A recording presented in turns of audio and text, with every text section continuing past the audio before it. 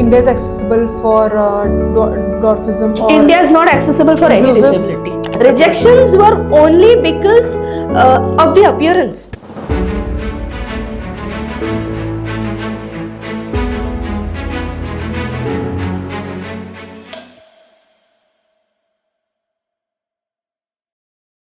Hello friends, I'm Ekta and welcome to Corporate Citizen Conversations. Today we have with us a very special guest, Ms. Disha Pandya. She is a national level para badminton player.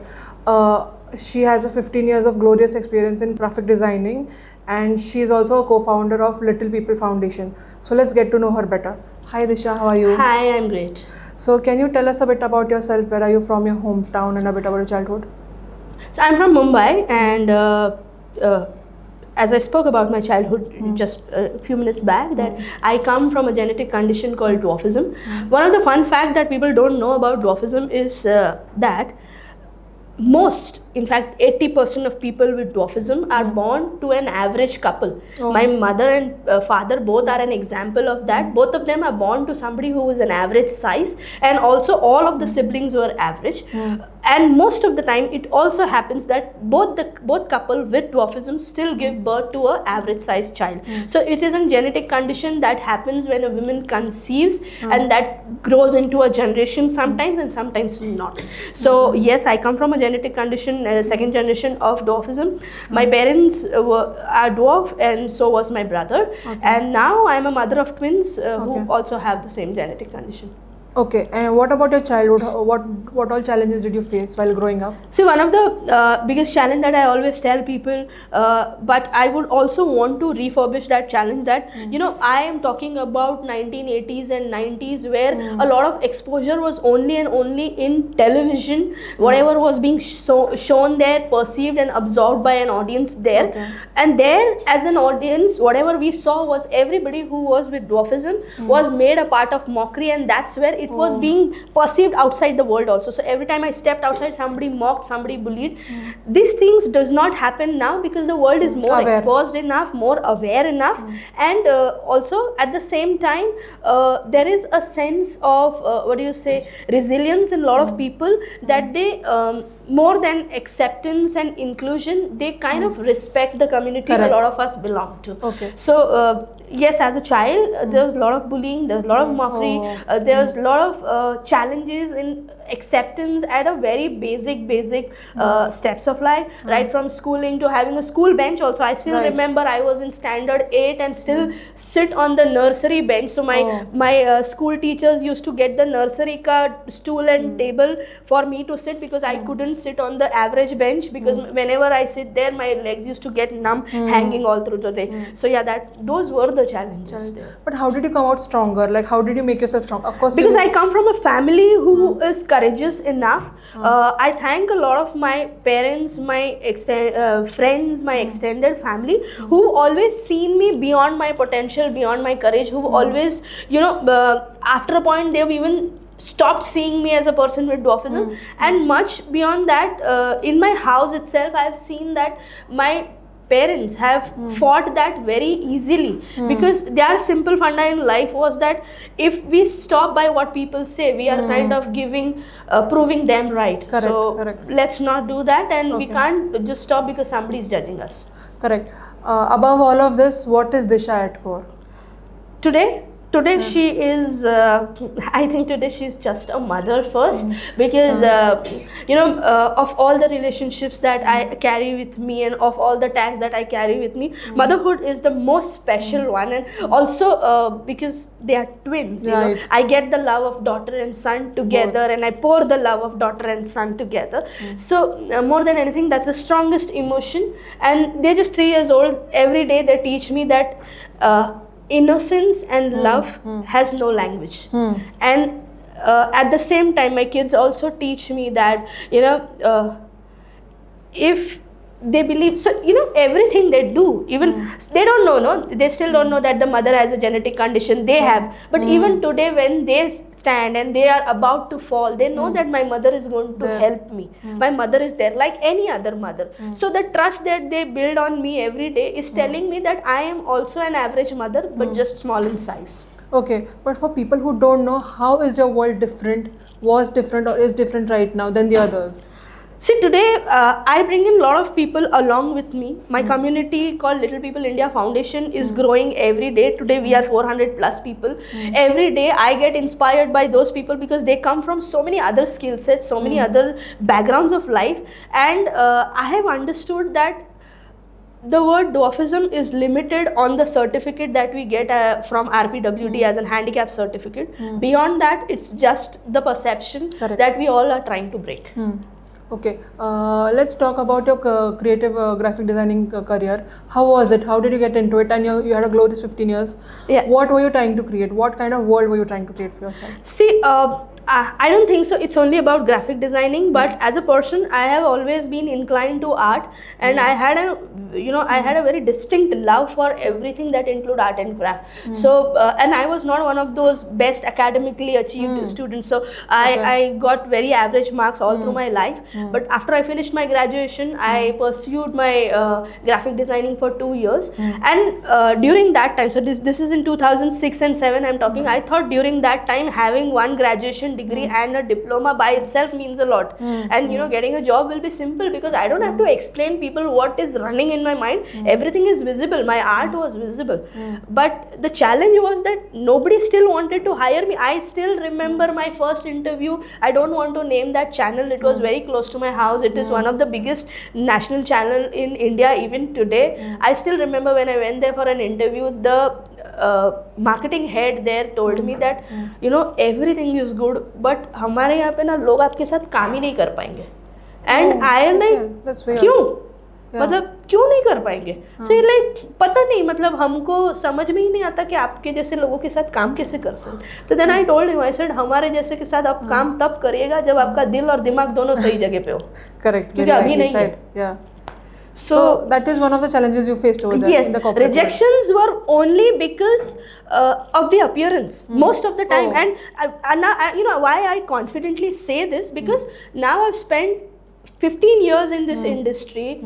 I worked with one of the bestest brands. There are so many times I coincide with those people who've rejected me then, and they now tell me. I have recently met somebody and I did not even know. I had absolute no memory about that person, but that person told me that, do you remember I worked in Yellow Pages, and when you joined there, I actually had a doubt on you and I thought you won't be able to do anything. And this is 15 years back he's telling me, and he said, I actually told my colleague ki isko mat hire karo, but now I feel proud that I even know you. So he said, do you know me? I said, I don't know you. And then he said, yes, I think. Then he told me, this makes me more realize that how incapable I am and capable you are, because I remember you and you don't. Correct. What they often forget is what matters is what is over here. Yeah. Not what the So appearance. the fact that I have to make people remember that the brain size does not adjust with the body size is very difficult and challenging, but it is still there. I still see because I am in Bombay, I got exposed to so many things. It is easy for me to get a job, but there are people in rural sectors that I know now. Yesterday I got a call from a guy in Nanded. He's a what do you say, that BEd for teacher, what they do, BEd he's done. And he's done that course for like 5 years now. He's been teaching in nursery school, play school, etc. He's still not getting job. Not even in government quota, because government quota is already filled with lot of influences. So he's not getting that job, and because he's done a BEd and he wants to become a teacher, no other profession suits him. But nobody wants to hire him as a teacher. They are like, tu khud student jaisa dikhta hai, tere ko kaun hire karega? So looks matters as per them. So this happens. Yesterday only I have met this guy in Nanded, and he is telling me कि मुझे literally मुंह पे बोलते हैं कि तू खुद student जैसा दिखता है, तेरे को कौन hire करेगा? Okay. So what about the times when it was really tough? How did you not give up? Like what was going in your mind? No, I gave up multiple times.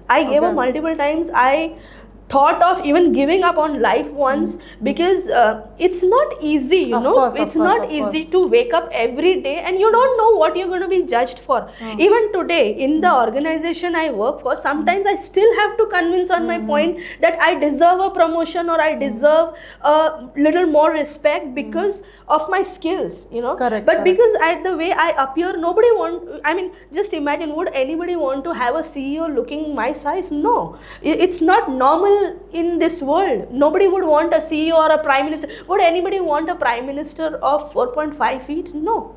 Nobody would want that, because the entire perception of anything on a higher level is something that looks beautiful and appealing, is how the entire universe is Glamorous, built. the glamorous So aspect. even the challenge is there today. If I have to change a job, if I am at a job and I work there for 5 years or 4 years, I am kind of become a furniture there. But if I have to shift a job, this is a new story that I have to repeat again and again, convince somebody that okay, this is the skill set, this is the experience, and still out of this appearance I give you this. Correct. So the challenge is still there.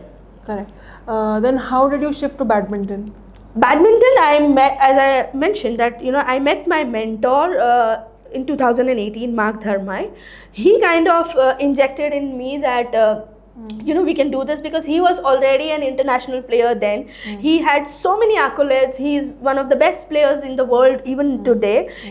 When I met him, he was world #1 para player in the dwarfism category. So he told me that, Disha, I would want you to try badminton and javelin throw both. Just see if you can. He trained me for that for close to, I think, 7-8 months. And after that, in 2018, I got my first gold, silver, and in the 2-year span from 2019 to March 2020 till the pandemic happened, I got 18 medals. State, district, national, badminton, shot put, discus, and javelin. So I have so many of them. Never thought of going for the Olympics? I wanted to. I always wanted to, but because pandemic happened, and as I said that I entered sports when people generally retire. I was already 35 then. I was not fit enough to play international. And when you play international, you need a lot of money, you need a lot of dedication. And at the same time, I came from a family where earning was equally important. I couldn't afford to quit everything and put all my money just so that I can play one of the sports, because it was not something small. It was close to 5, 7, 8 lakhs a year a cost, right from training to nutrition to giving coach to even paying the fees for the open tournament, because governments do not sponsor those fees, So yeah, I mean, it was difficult, and I had to give up, because after pandemic, it was close enough 1.5 year. I got married, and then I conceived, and I became mother. Okay, then moving on. What did you learn from badminton? Resilience. It must be a completely different world for you. Resilience and discipline, more than anything, discipline. And I think beyond learning, I got exposure to the fact that मेरा family बहुत बड़ा है. मुझे सिर्फ ढूंढना था. मैं मेरा फैमिली वो 4 जन में ही ढूंढ रही थी, बट मेरा फैमिली तो बहुत बड़ा है. And that's where I got, of course, discipline is the first thing that sport teaches you, and it also tells you more than anything. And of anything, I played badminton. Badminton is something where you cover the entire court. You are the single player fighting with somebody single. It's not a team. There is no team. And at the same time, it's like you can't miss any chance. The moment you miss the shuttle, your game is gone. That 21 point is the only thing. That 18 minutes game is the only thing that you have. So I think it taught me that every chance, every shuttle that comes to you, simply knock. It may not be one of the biggest hit of your life, but it will at least go through. Okay. And when did you find the love of your life? In 2020, I met Mitesh on a social media site, because it was a pandemic. We met on a social media site and matrimony site, and we got married in 6 months. Okay. So how did Little People Foundation happen? See, Little People Foundation was a dream that was built during my first day of badminton, because the day I met Mark, I realized there are so many other people, and that was the same day he also told me that, Disha, do you even know that there are in RPWD, so RPWD is Right for Person with Disability Act in India. It has 21 disabilities registered in 2016, and dwarfism is the only community which does not have any name. So there is an association for blind, deaf, dumb, mute. There is for spinal cord injury, locomotor disability, wheelchair, everything. But nothing for dwarfism. So we said we do this. And it was, of course, it was inspired by Little People of America and US, which is much bigger and better. But yeah, that's how we founded that. It started with 3 people, me, Mark, and Ruhi. Today we are 400 plus. So what do you do online? We empower people for employment. We give them jobs. So basis their skills, we help them get job. Actually, we don't give them job. We help them get job with the kind of organization they dream of. If I have to name, I've partnered with Amazon for 3 years now. There are 13 employees from Little People India Foundation who are working with Amazon. There is Kohler, there is Capgemini, now there is HSBC Bank. There's also ICICI Bank giving internship to people with Little People India Foundation. So yes, these people, we give them, help them with employment. We give them a medical support. So when I say medical support, we don't take them to an orthopedic doctor and tell them to treat, because this is something that cannot be treated. But we always guide them with all the kind of possibility of physiotherapy or orthopedic things that can help them improve their mobility better. Okay. And sometimes even in terms of finances, because most of my family comes from a rural sector where finance is the biggest issue, and they even hesitate to go to a doctor and tell them that I have an arch leg and I cannot walk. Okay. Do you think India is accessible for dwarfism? Or India is not accessible for inclusive? any disability. Okay. As I said, that one of my friends had a job in ICICI Bank here in Pune. Just to use a washroom, he had to walk 200 meters away and use the washroom in somebody else's office or some public washroom, because his office had a urinal which were for men, which was on the wall, and which was not of his height. So Correct. if I feel that as simple basic need as using washroom is not accessible even in 2024 and 25, India is not accessible for disability at all. India in fact does not even know how to be accessible for not just disability, for many other things. Right. So see, disability is one part. Day in day out we are fighting on skin also. Kashmir mein gora, south mein kala. That discrimination is so real time, and it is so hard hitting fact that we kind of measure everybody with mota hai, patla hai, kala hai, chota hai, takla hai. Every physical appearance is named and kind of judged because of what they are today. So I think it's not just India, it's the entire universe. But in some parts of the world where my friends have traveled, I have traveled, I have seen people at least being little more humble and little more acceptable. India is still taking time, and metro cities are there. In Mumbai people are little less, they are little more humble, they are little more nice. But I've been to states and cities in India also where the moment they look at us, they're like, now the access they have with phone, they do this. They'll literally take up the camera and they'll start shooting. And with my kids too, it's happening on and off. If I have to take them in a mall, I'm consciously looking at everybody because I don't know who's shooting my kids. You need to protect your kids. And people shoot them not because they are twins. They shoot them because they are small. So that's happening, and for me, with all this AI and all that, it is very scary. Correct. But it's not going to stop me to take my kids outside. But people actually don't know how to behave, and they also don't know how to use technology in the right way. So, what are your expectations from the government then? See, I would say if government is putting up any law, that law should not be restricted to the pages that are there in that act of RPWD. It should come out and speak loudly, and that will only happen when they do the right kind of advocacy to right people. Like if you can make Amitabh Bachchan talk about polio, let Shah Rukh Khan speak about disability, Correct. Let Amir Khan speak about racism, let somebody else. I have in my own family, I have somebody who's from an LGBTQ community. The guy is just 21 years old, and poor thing, he can't even express this to his mom and dad, and I know how difficult it is going to be for whatever years he's going to live life, because everybody is going to judge them. Correct. So the acceptance, see, he did not choose, he did not choose that I want this gender, or I did not choose this disability, but they did. Okay. So that acceptance is the first thing that has to come out of those RPWD page and come into reality. Okay, my last question is, any message for our readers or anyone who is battling? Just what I quoted, that don't judge a person's ability by what is visible. Correct. Because being judgmental is an invisible disability that we all carry. Okay. So I think being judgmental is extremely dangerous. Okay, that's all friends, and if you like this interview, please like, share and subscribe. Thank you. Thank you so much. Thank you.